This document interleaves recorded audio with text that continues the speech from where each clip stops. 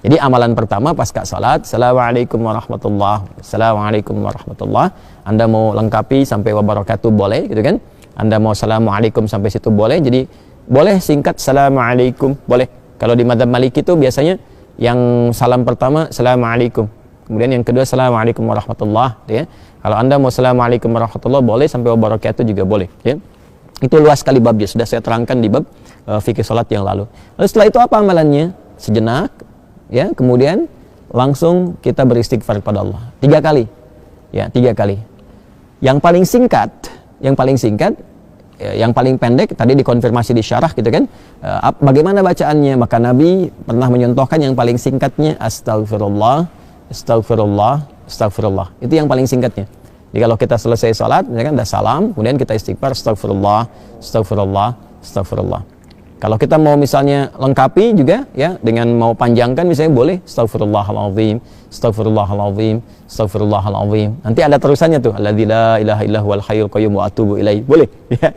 Jadi kalau misalnya buru-buru, ya harus segera berangkat dan sebagainya, silahkan. Mau sambil berdiri istighfar astagfirullah, astagfirullah, astagfirullah 3 kali. Ya. Baik, ini menarik. Kenapa istighfar? Kenapa bukan langsung tasbih, subhanallah, ya kan? Tahmid, alhamdulillah, Allahu akbar. Kenapa istighfar dimulai? Masih ingat teman-teman? Ya, kalau kita sambungkan ke awal tadi, idealnya dan seharusnya saat sholat itu kan terhubung dengan Allah, kan? Ya kan? Saat sholat itu harusnya khusyuk, kan? Terhubung dengan Allah, nyambung kita. Tapi ada bagian-bagian dalam sholat yang kadang-kadang nggak terhubung dengan Allah.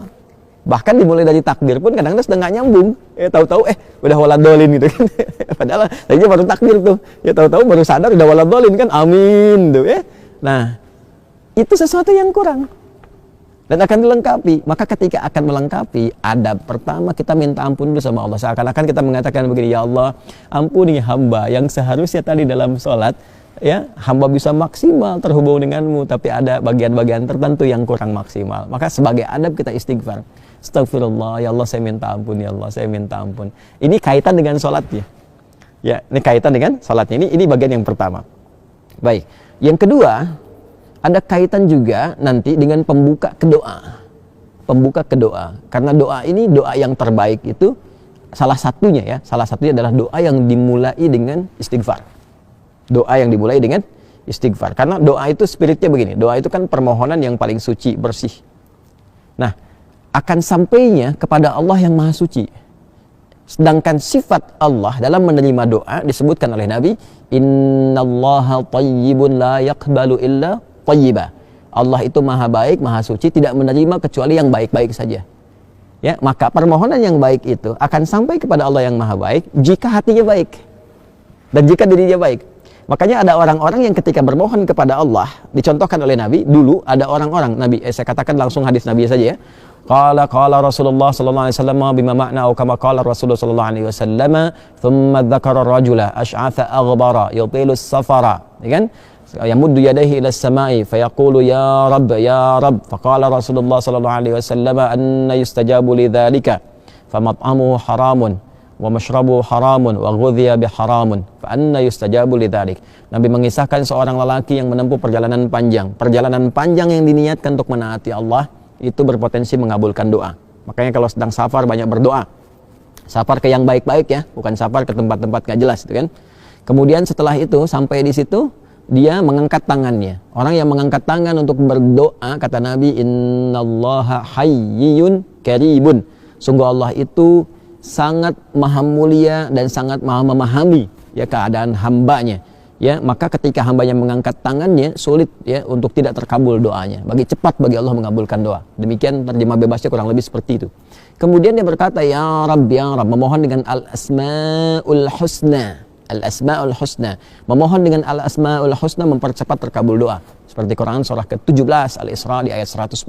Qulid Allaha awid ar-Rahman ayyamma tad'u falahul asma'ul husna. Sebut nama Allah, sebut nama Ar-Rahman. Kalau mau spesifik, pilih salah satu nama di Al-Asmaul Husna sesuai dengan kebutuhan kita. Jadi dia melakukan 3 hal yang seharusnya mempercepat doanya 3 kali lebih cepat dari keadaan biasa. Tapi komen Nabi apa? Kata Nabi, anna yustajabu lidzalik. Bagaimana doanya bisa dijawab? Susah dijawabnya nih. Kenapa? Mat'amu haram, sumber makanannya haram. kan masyrabu haram, sumber minumannya haram.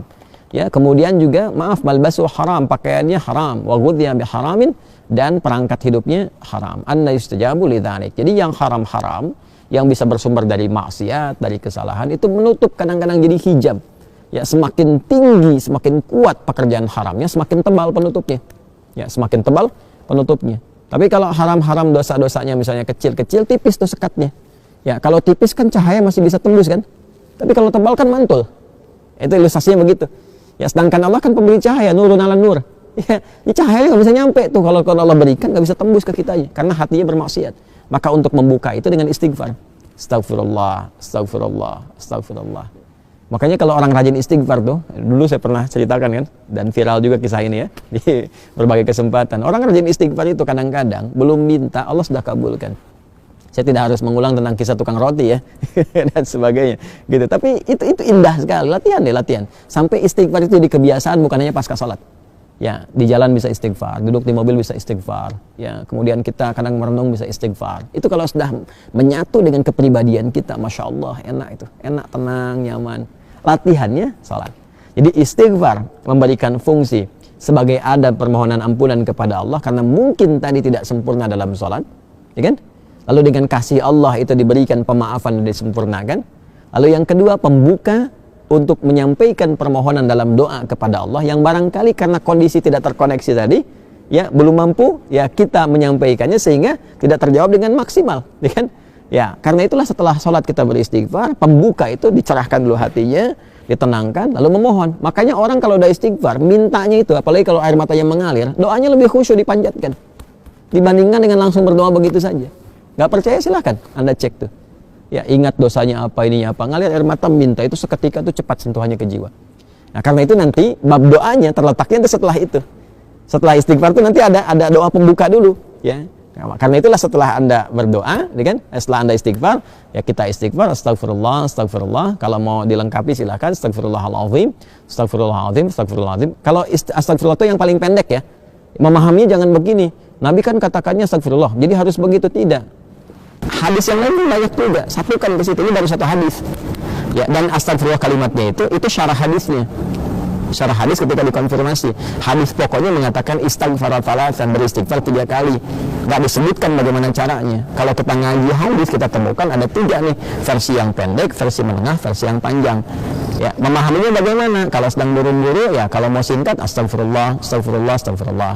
Kalau sedang agak santai, astagfirullahaladzim, astagfirullahaladzim. Kalau mau lebih panjang lagi, lebih santai lagi, astagfirullahaladzim. Alladzi la ilaha illa huwal hayyul qayyum wa atubu ilaih, gitu kan? Astagfirullahaladzim, alladzi la ilaha illa huwal hayyul qayyum wa atubu ilaih. Atubu untuk pribadi, natubu untuk banyakan. Ya kan? Jelas ya?